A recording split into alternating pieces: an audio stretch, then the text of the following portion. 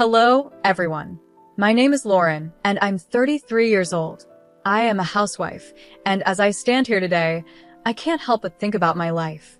It's like a web, made up of different threads of duty, expectations, and the quiet sacrifices made by the people we love. My story isn't just about me. It's also about my father. He was a kind and gentle man who got pulled into the demands of my married life without really realizing it. 6 years ago, life seemed simpler. I lived in a small, cozy house on the edge of the city with my husband, Jack, and his mother, Cheryl. You might think this sounds like a happy family setup, but there was a problem. My place in that house came with an unspoken rule. My father had to pay for everything. Every month, he quietly took care of all our bills. He never complained or showed any discomfort, but I could see how hard it was for him. Living with Jack and Cheryl wasn't easy. It was like walking on a tightrope. Cheryl, with her strong personality and sharp words, never hid what she expected. She would often say, "It's better this way, Lauren. Your father can afford it, and it keeps the family comfortable." Her tone always made it clear that this wasn't really a request, but more like an order. As for Jack, he didn't say much. He just stood by, letting things happen. His silence was loud, almost as if he agreed with everything that was going on without needing to say it. Even though it was tough, I loved Jack and believed in the commitments I made when we got married. That's what kept me there, in that house, hoping things would somehow get better. Every day, I wished for a change. I wanted a sign that things could be different, that we could be a real family, one bound by love, not money. But deep down, I knew that I was holding on to a dream that wasn't real. It was a fantasy, and it was slowly being crushed by the weight of unspoken rules and fake smiles. Now, as I sit here thinking about those years, I realize how much they shaped me. They taught me about being strong, about the bittersweet truths of love and family. But the hardest part of my life was still ahead of me. It all began with a phone call that changed everything. The day my father died was the day my world fell apart. I remember every detail like it happened yesterday. The phone call was urgent, and I rushed to the hospital. The halls there were cold and empty, as if they were grieving with me. My father had suffered a sudden heart attack, and even though the doctors tried, he was gone before I had the chance to say goodbye. In the days after his death, I was surrounded by deep grief. I didn't just lose my father. I lost the very foundation of my life. He had been my rock, the quiet strength that helped me through every hard moment. Without him, I felt lost.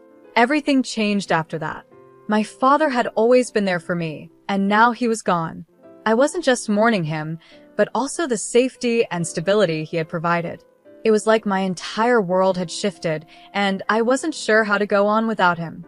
I felt lost, like I was drifting through a sea of emotions that I couldn't control. During this difficult time, I received a call from my father's lawyer. He asked me to come to his office to talk about my father's will.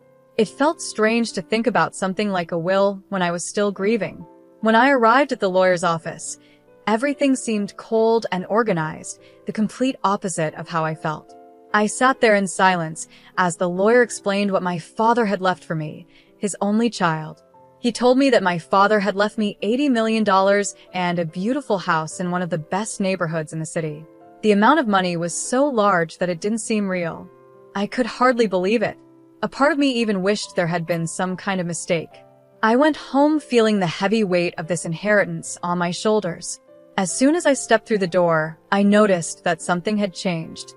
Cheryl, my mother-in-law, who usually looked at me with cold, calculating eyes, now had a different look, one of greed. She cornered me in the living room, her voice dripping with fake sympathy. "Lauren," she started, but soon her tone changed, becoming firm and demanding. "You need to transfer the $80 million to my account and give the house to Jack. It's what's best for the family." Her demand hung in the air like a dark cloud. I was still struggling with the pain of losing my father, and now my mother-in-law wasn't offering me any comfort or support. Instead, she saw this moment as a chance to take something for herself and her son. I couldn't believe the nerve she had to ask me to give away everything my father had left me. In that moment, I realized that their kindness had never been real. It had only lasted as long as my father could provide for us. I can't do that, Cheryl, I said, my voice sounding stronger than I felt inside. That money and the house were my father's final gift to me. I won't let anyone take that from me. Cheryl's face twisted in shock, and then her expression turned to rage. She stepped closer to me, her voice now a threatening whisper. You will regret this decision, Lauren. I promise you that. As I stood there, refusing to give in to her, the house suddenly felt smaller. The walls seemed to close in on me, and I could feel that a storm was coming. I had stood up to Cheryl for the first time, but I didn't know what the cost would be. I knew that my life was about to be turned upside down, and I braced myself for whatever would come next. The fallout from my decision was quick and harsh. In just a few days, the home I shared with Jack and Cheryl became a battlefield. The air was thick with hostility, and the silence between us was full of accusations. Jack, the man I had once loved and trusted, now looked at me with confusion and resentment. He seemed torn between his mother's manipulations and the life we had built together. Things reached their breaking point one cold morning when Jack handed me divorce papers. His hands were steady, but he couldn't meet my eyes. Lauren, this is how it has to be, he mumbled, almost like he was talking to himself. His words felt like a dagger to my heart, already bruised from everything I had been through. I couldn't believe it had come to this, but deep down, I knew that this was the price I had to pay for standing up for myself. I realized in that moment that I wasn't just losing a husband. I was being thrown away because I no longer fit into the life they had planned for me. With a trembling hand, I signed the divorce papers. My signature was more than just ink on paper. It marked the end of one chapter of my life and the start of a new, uncertain one. As I packed my things to leave, Cheryl stood in the doorway, watching me with a satisfied smirk on her face. She couldn't hide the cruelty in her voice when she said, "You brought this on yourself." Her words stung, but I didn't respond. I just kept packing, knowing I was leaving behind a life where I was never really valued. Once the divorce was finalized, and I was officially on my own, I moved into the home my father had left me. It was a beautiful, large estate, very different from the small house I had just been pushed out of. Alone in this big house, with its long hallways and empty rooms, I struggled to find any sense of normalcy. The silence felt overwhelming at times, but I reminded myself that this was my new beginning, even if it felt strange and lonely. But life wasn't done throwing challenges at me. Not long after I moved in, I learned that Jack had been in a bad accident at work. He was a security guard and something went wrong, leaving him with a broken leg. He couldn't work anymore. The irony didn't escape me. He had once been strong and confident, but now he was out of a job and helpless. A few days later, Jack showed up at my doorstep, leaning on crutches. His face was full of desperation. He looked like a completely different person from the man I had once loved. "Lauren, I need help," he said, his voice quiet and uncertain. "I've made mistakes, but I'm in a bad place. I can't work, and I don't have anywhere else to go." I could see the pain in his eyes, and part of me wanted to help him. I could see he was hoping I would forgive him and help him pick up the pieces. But the wounds from our past were still too fresh. The betrayal was still too deep for me to overlook. I had learned the hard way that I needed to put myself first, no matter how much it hurt to say no. "I'm sorry, Jack," I said, my voice steady, though I felt a storm inside. "I can't. You made your choice, and now I have to make mine." As I closed the door on Jack, it felt like I was closing the door on my old life as well. The final connection to that painful chapter was gone.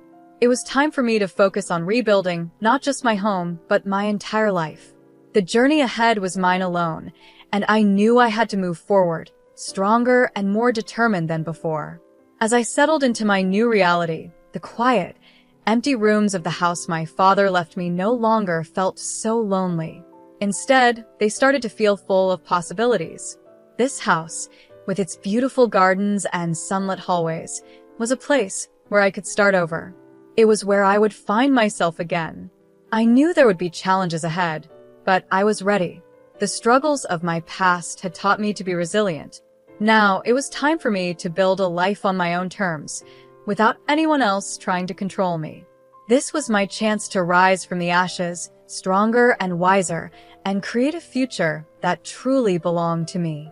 I began to imagine a new purpose for my life, one that would not only help me heal, but also give back to others. I thought about creating a safe and welcoming place for elderly people who didn't have a home of their own. This idea was inspired by my father's dream of always wanting to help the community. He had a deep desire to give back, and I wanted to honor that. I decided to turn my estate into a home for the elderly. My goal wasn't just to provide them with a place to stay, but to build a lively and warm community where they could share their stories, wisdom, and laughter. I wanted it to be a place where people could feel at home and truly live out their golden years with joy. I put all my heart, energy, and resources into fixing up the estate.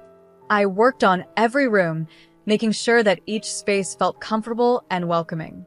Every small detail mattered, from the furniture to the decorations.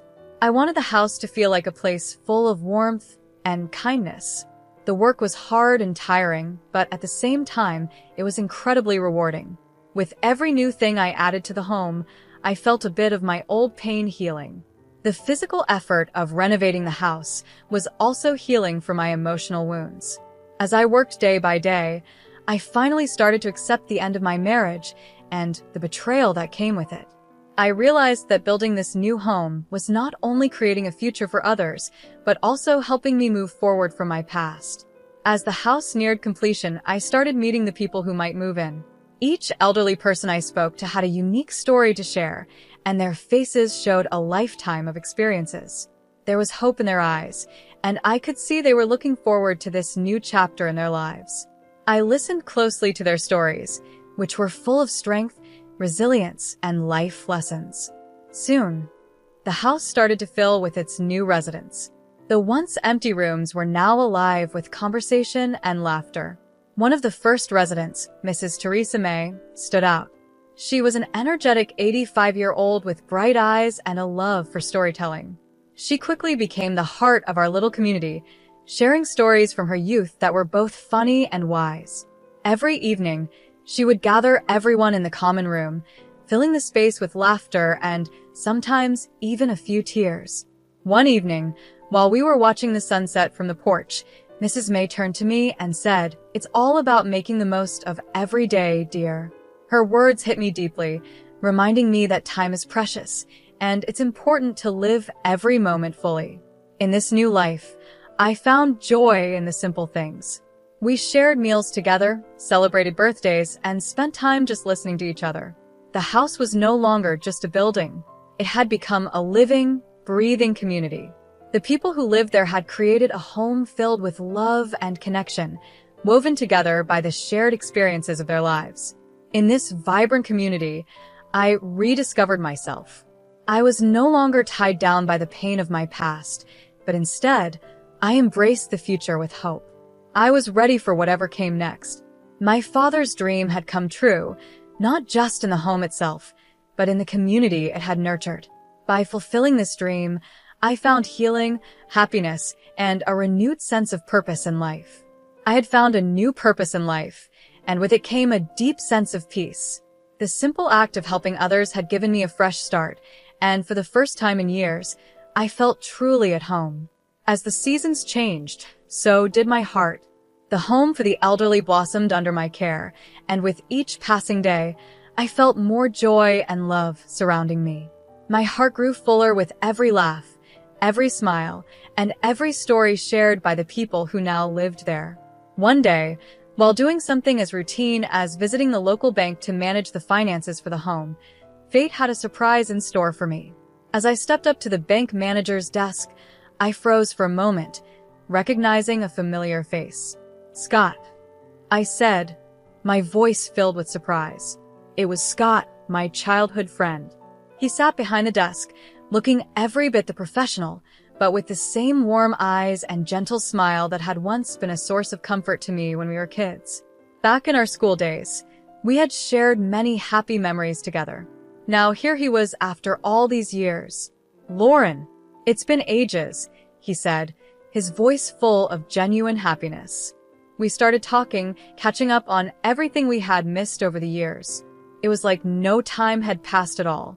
We laughed about old times, remembering how we used to race our bicycles down the neighborhood streets and spend afternoons talking about our dreams. Yet, we were no longer those carefree children. We had grown up, and our lives had taken very different paths. As time went on, our meetings at the bank became more frequent. Every time we met, our connection grew stronger. It wasn't long before Scott started visiting the home for the elderly, taking an interest in the work I was doing. His visits meant so much to me. He wasn't just being polite, he was genuinely interested in the residents, and he brought so much joy and laughter to everyone he met. Scott's calm and steady presence was a breath of fresh air for me. After all the difficult and painful relationships I had been through, it felt good to have someone who was kind, dependable, and caring. He didn't just listen to me. He truly engaged with me and the people in my life. The residents adored him, and he became a regular visitor, always brightening their days. One crisp autumn evening, we took a walk through the gardens of the home, as we often did. The air was cool, and the leaves were starting to change color, painting the ground in shades of orange and gold. As we walked, Scott suddenly stopped and turned to face me. His expression was serious, but tender, and I could see that he had something important on his mind. "Lauren," he began, his hands nervously fidgeting with a small box he had pulled from his pocket. "I've seen you bring so much happiness to others, and you've brought so much happiness to me, too. I can't imagine a future without you in it. Will you marry me?" His words took my breath away. It wasn't just the proposal itself that surprised me, but how right it felt. Scott had been a part of my life for so long, first as a friend, and now as something much more. He knew me in a way few people did. He had seen me at my best and my worst, and yet he still wanted to spend the rest of his life with me. With tears in my eyes and a smile on my face, I answered him. "Yes, Scott." At that moment, I realized how far I had come. From heartbreak and loss, I had found not just a new purpose, but also a new love. Scott was a reminder that life can take unexpected turns, and sometimes those turns lead us to exactly where we are meant to be. I replied, my voice steady, but filled with emotion. "Yes, I will marry you." In that moment, my heart felt full. I had found someone who truly saw me, loved me for who I was, and wanted to build a life with me. The simple word, yes, held so much meaning. It was not only a promise to Scott, but also a commitment to myself, to embrace happiness and love after all the pain and challenges I had faced. Our wedding was a simple yet beautiful affair. We chose to have it in the very gardens where Scott had proposed. Those gardens had become special to both of us, a place of peace and beauty. We invited the people who had become like family to meet the residents of the elderly home I had created, the staff, and a few close friends. The golden hues of the setting sun made the whole scene magical, as if the sky itself was blessing our union. As we stood under the fading light, Scott and I exchanged vows of love and commitment. It wasn't a grand event with lots of fanfare, but it was perfect. It was real, sincere, and full of heart. We promised to stand by each other through life's ups and downs, to always be kind, and to support one another. I knew, deep in my heart, that Scott was the partner I had always needed, but had never expected to find. Life with Scott brought a sense of completeness I had never known before. It wasn't just about being happy. It was about feeling whole. Together, we faced the small challenges of everyday life, from fixing little things around the house to handling responsibilities at the elderly home. But no matter what came our way, we always tackled it together. Scott was supportive and kind, always offering a comforting word or a helping hand when I needed it. The house, which had once been a symbol of my fresh start, now became a symbol of our shared future. Every corner of the house seemed to reflect the love and happiness that had blossomed between us. The same halls that had once echoed with my loneliness were now filled with laughter, conversations, and the warmth of a loving home. I could see how much my life had transformed, and I was grateful for every step that had led me to this moment. Looking back on my journey, I realized how far I had come. From the dark days of despair and uncertainty after my father's death and my difficult divorce, to the joy and peace I now felt, it was an incredible transformation. Life had thrown many challenges my way, but each twist and turn had taught me something valuable. The pain I experienced in the past helped me appreciate the beauty and happiness of my life now. If I had never gone through those difficult moments, I might not have understood the value of what I had now. The tough times had made me stronger, more resilient, and more aware of the importance of love, kindness, and community. I realized that life is full of unpredictable twists, but each step along the way had brought me closer to where I was meant to be. The elderly home I had created also became a special part of our journey. It was more than just a place where people lived. It had become a thriving community. The residents were like family to me, and they had welcomed Scott into their hearts just as they had me. Our home was filled with laughter, stories, and love, not just from us, but from everyone who lived there. The sense of belonging and connection made every day meaningful. I often found myself reflecting on the power of new beginnings. With every sunrise, I was reminded that life is full of endless possibilities. No matter what challenges or hardships come our way, there is always room for hope and growth. Change is not something to fear, but something to embrace with an open heart. I had learned that lesson the hard way, but I was grateful for it. Scott and I began to plan for our future together, always looking ahead with excitement. We dreamed of expanding the home for the elderly, making it even more of a sanctuary for those who needed it. We wanted to continue helping others, just as my father had always wanted. In a way, by living out this dream, I felt like I was keeping a part of my father's legacy alive. I knew he would have been proud of the life I had built and the choices I had made. Together, Scott and I shared a deep sense of purpose. It wasn't just about our love for each other, but also about the love we shared with the community around us. We had found a way to blend our personal happiness with a mission that gave our lives deeper meaning. Each day felt like a gift, filled with moments of joy and connection. As I think about the days ahead, I feel a sense of peace. I know that life will continue to bring challenges, but I also know that I have the strength to face them. With Scott by my side and a community that thrives on love and respect, I look forward to whatever the future holds. I am no longer afraid of what's to come because I have learned to embrace the changes and the opportunities that come with them. In the end, I am profoundly grateful for everything the good and the bad that brought me to this moment. Without the pain, I wouldn't have appreciated the beauty of my life now.